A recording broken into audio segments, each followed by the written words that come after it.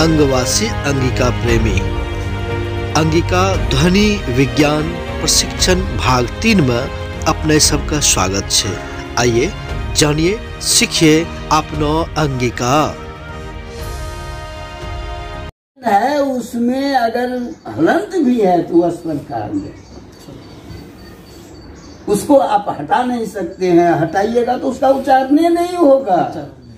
यदि व्यंजन का उच्चारण होता है तो उसमें निश्चय ही स्वर है। आपने उसको स्वरहीन बना दिया तो उसका मतलब ही नहीं निकलता है। इसलिए यह हलंत को हमने स्वर घोषित कर दिया। इसका नाम दे दिया हल स्वर। और उन्होंने नाम नहीं दिया, हल स्वर का नाम नहीं दिया, केवल हलंत का। अब पढ़े हैं, बहुत व्याकरण आप पढ़े होंगे या ट्राई कीजिएगा कि हलंत के सिवा कभी हल स्वर नहीं कहा है। हलंत ही सुनाया है, केवल हलंत कहा है और हलंत के बारे में कुछ नहीं कहा है। हमने इसको हल स्वर बना दिया। अब हल यदि स्वर होता है तो यह मात्रा है। मात्रा क्या होती है? कोई अंग का थोड़ा सा अंश, जैसे संपूर्ण शरीर है इतना सा मात्रा है शरीर का। सिर, मुख को काटकर हटा दिया जाए तो व्यक्ति की पहचान नहीं होगी। उसी तरह व्यंजन से स्वर को हटा दिया जाए तो व्यंजन का उच्चारण नहीं होगा। तो मात्रा ही मुख है। मात्रा को यदि हटा दीजिएगा तो कहीं स्वर का निशान नहीं होगा। इसको यदि हटा देंगे तो अब इसका यदि मात्रा, इसको हम मुख मान लेते हैं तो इसका शरीर भी होना चाहिए। तो शरीर हमने बना दिया ओ में हल लगा कर, ये हो गया हल स्वर। अब देखिए प्राचीन आचार्यों ने भी यही किया जो हमने किया। कैसे किया? ओ में यह ध्वनि ओ है जी। अब इसी में एक मात्रा जोड़ दिया आ का जी। तो ओ में ही ना ये आकार जोड़कर आ बना दिया जी। अब इसी ओ से बना, इसको ध्वनिग्राम कहते हैं ध्वनि विज्ञान में। इसी ओ में ऐसे देकर के एक ध्वनि का शरीर बना दिया ओ। इसी ओ में एक ठो और ध्वनि का मात्रा बनाकर बना दिया ओ। इसी ओ में एक ठो अनुस्वार दे दिया तो हो गया अंग। इसी ओ में एक ठो विसर्ग दे दिया तो हो गया अ। तो वो ही तो उसका मूल कारण है ध्वनि का। इसलिए ओ के परिवर्तित स्वरूप को ही हम ध्वनिग्राम करते हैं। जितना व्याकरण देंगे आपको, देखिएगा, उसको अध्ययन कीजिएगा। तो ध्वनिग्राम आज दिन तक धरती पर किसी भाषा वैज्ञानिक ने हमारे जैसा ध्वनिग्राम नहीं बनाया जो हमने बना दिया। ये आपको बता दिए कि वो श्रेणी का जितना वो आ ओ अंग इत्यादि है वह सब एक ओ श्रेणी की ध्वनि है। तो हमने हल में भी ये बना दिया। जब आपने इतना जोड़ करके बना दिया ध्वनि अलग अलग, तो हल स्वर को हमने भी उसी आपके पैटर्न पर बना दिया। हल स्वर। अच्छा, उसके बाद में फिर इसका भी नहीं था ठिकाना। ये जो आप प्राचीन पाई, हाँ, खड़ी पाई का नहीं था शरीर। हाँ, केवल ये चिन्ह था। प्राचीन ग्रंथ में आप देखें, जो धार्मिक शास्त्र है उसमें देखिएगा, संस्कृत के पहले वाला काल का, उसी में ये सब ये चिन्ह है। अब इसको हम शरीर बना दिए इस तरह से, यही।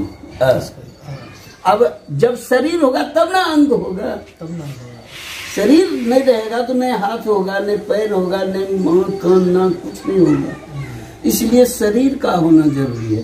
तो ये शरीर हमने तैयार कर दिया ओ में खड़ी पाई दे करके। अब ओ की खड़ी पाई को हम ओ नहीं कहेंगे, क्या कहेंगे? आ कहेंगे। हमारा उसको एकदम स्थिर कर दिया। स्थिर कर दिए। हाँ, उसका इतना ही पैमाने पर इतना ही हमको हवा देना है। हाँ, उसको स्थिर कर दिए कि यह ही होगा। जैसे उदाहरण के लिए एक आदमी सुंदर है, उसको हम कहते हैं सुनरा कर देते हैं। सुन रहा हाँ? एक आदमी काला है, उसको करका कर देते हैं। एक आदमी खूब गोरा है तो गोरका कर देते हैं। एक आदमी काना है, उसको काना कर देते हैं।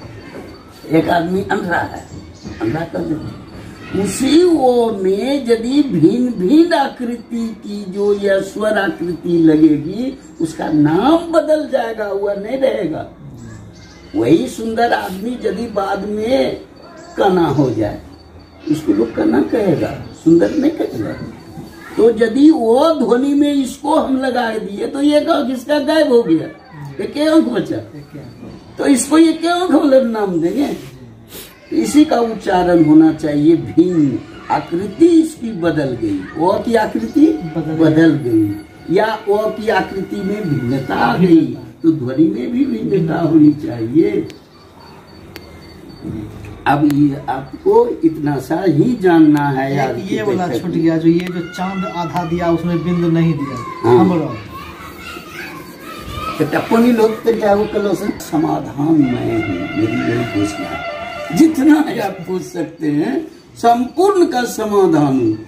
मेरा एक प्रश्न का समाधान नहीं, मेरे एक प्रश्न का समाधान नहीं है। लेकिन आप ट्रेनिंग ले रहे हैं, आपके पास हो जाएगा। वो तो उस समय की घोषणा है जिस समय की कोई नहीं। हाँ, ये जानते थे कोई ध्वनि है? नहीं जानते थे। क्या बोलते थे तो के लिख देता था। हाँ, एक ऐसे लट्टे रहता है। हाँ, मैं बोलते हैं तो मैं लिख देते हैं। महसूस करते थे कि जब बात हम खड़े छोड़ दे रहे हैं, न इधर गिरा रहे हैं न उधर गिरा रहे हैं। हाँ, इसका कुछ न कुछ होना। हाँ, अच्छा, कुछ विद्वान जो है यहाँ का हमरा देखा देखी क्या करते हैं, को में ये हम देते हैं ऐसे, तो वो दे देता है क्या ऐसे, या यू ऐसे कर देते। मतलब कोई मतलब नहीं। उसको भी हमने पूछा कि यह क्यों, इसके उत्तर में आपको हम एक समाधान बता रहे हैं। हमने कह दिया और वो दे देता है ऐसे, गिरा दिया। तो हमने कहा कि इसका क्या मतलब, क्यों गिराए, ये किसकी आकृति है, कौन सी ध्वनि की आकृति है। आपको हम ऐसे जो दे देते हैं, एक आध दिया ना, एक ध्वनि इसकी आकृति बनती है। आप बता देते हैं आपको, देखिए इस भाग को देखिए, बाएं भाग, बाएं से आया है यहाँ जी, ऐसे बाएं से ना आया जी, बाएं से। यहाँ देखिए फोकस बनेगा ऐसा ही, यहाँ पर आइए बायां भागेगा यहाँ से। अब देखिए धीरे से स्लो स्पीड में दिखा रहे हैं,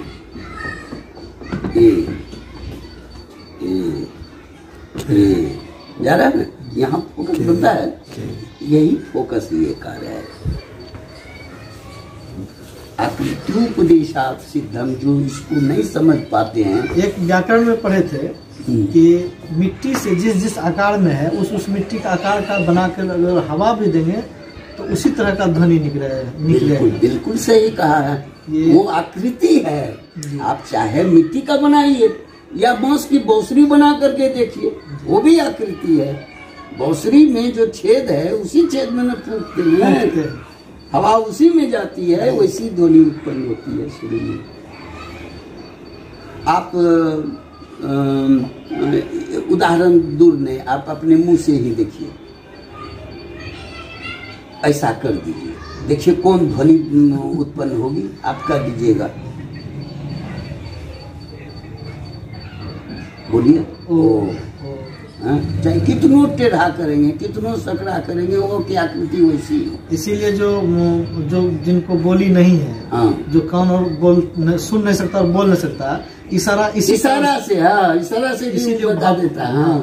हाँ, तो आकृति जैसी बनती है। अब वो की आकृति देखिए, ठोर बिल्कुल खुला, लेकिन अब गोल हुआ, अब ठोर बाहर फेंकता है, हाँ, आगे बढ़ करके गोल होता है। जैसे देखिए ओ, अब देखिए ओ फिर नीचे सटक जाएगा, पसर जाएगा। ओ जगह पर रह गया, जगह पर रहकर खुला। अब फिर देखिए, अब देखिए उससे भी डाउन हुआ। अब देखिए ए, उससे भी डाउन हुआ, ई और भी मतलब ई की स्थिति बिल्कुल निम्न है। इसको समृद्ध ध्वनि कहा गया है। एकदम सकरा, ठोर को एकदम सकरो बना दीजिए, समृद्ध।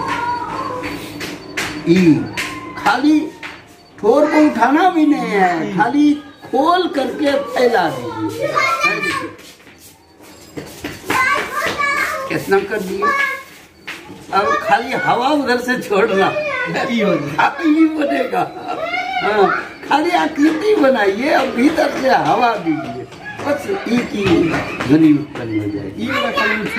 चांद वाला। हाँ, अब चांद वाला बता रहे हैं। अब बताइए यह किसकी आकृति है? आप अभी तुरंत सब आकृति बताए हैं। अरे नुनमा कलम मंगा लती यही आगे भूत लेना चाहिए, इसको पढ़ेंगे। अच्छा देखिए, अब आप समझ जाइएगा ई किसकी आकृति है। ओ का ठोर की आकृति। ई ऊपरला ठोर, ई नीचल का ठोर। एक रहे अपना उसने लिखे छिए है ना, हाँ तो हाय मतलब होले कि निचला ठोर, हैं ई ठोर ऊपर में गेले, कोई ध्वनि के ऊपर में। एक यहाँ कहे छे जेना देखिए, ये दिलिए तो कोम ये काट दिलिए तो के हो गए। अब ई जो देवे तो यहाँ कहे छे ठोर का उठाबो। आकृति कहे छे कि ठोर जहनो ई बने